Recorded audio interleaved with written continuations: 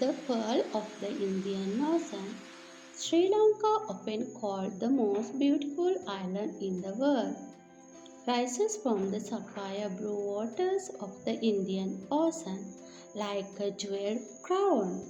Its mist-kissed mountains, emerald estates, golden beaches, and ancient temples have cradled generations of people who live calm, peaceful lives, tending to paddy fields and fishing boats at sunrise.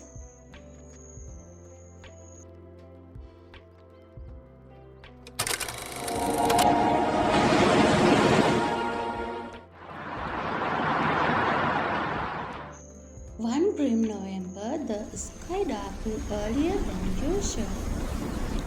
The Department of Meteorology issued a warning, but the winds that arrived were not ordinary breezes. Cyclone ditwa, fierce storm, slammed the eastern coast with the ferocious rover. North cloud churned, unleashing torrential rain that turned river into raging torrents. Winds howled at 150 kilometers per hour, ripping roof farmhouses, snapping towering palms, and flinging debris like paper. Floodwaters swallowed low-lying villages.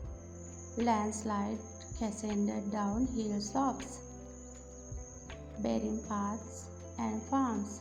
The island shivered under the cyclone's wrath. Trees broke, power lines fell, and tragically many lives were lost.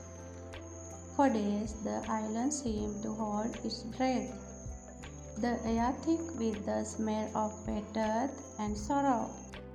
After a week, the cyclone finally withdrew, leaving hushed, water-scared landscape.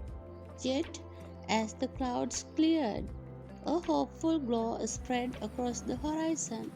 Survivors emerged from shelters, their eyes dry but determined. They gathered in town squares, sharing what little food and water they had, forming human chains to rescue stranded neighbors.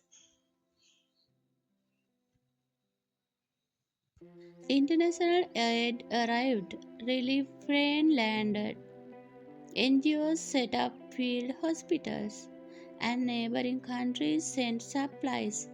With every hand that helped, the island began to heal. Farmers coaxed seedlings back into flooded paddies. Masons rebuilt walls with stronger bricks. And children laughed again, chasing butterflies over newly sprouted grass.